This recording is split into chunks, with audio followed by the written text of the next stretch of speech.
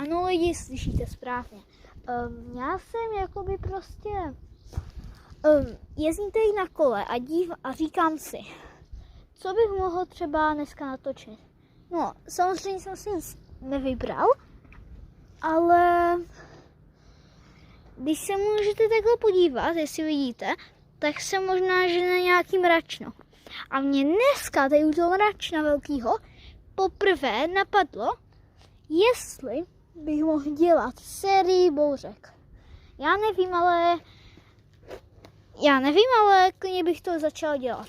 Ale musel bych tam mít aspoň 100 lajků.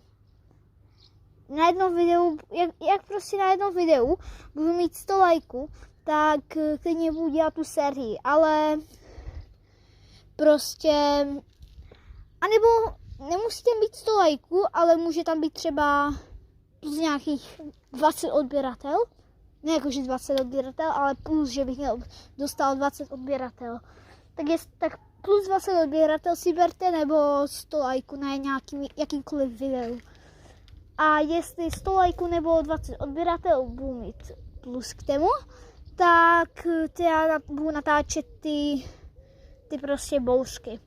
U nás ve Měřící totiž taky byla teďka před pár dněma, tady byla bouřka velká a možná jsem to mohl natočit, ale už jsem nestihl, protože potom už přestalo foukat a no, tak jsem to prostě nestihl.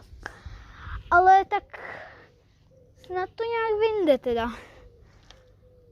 Takže zatím čus.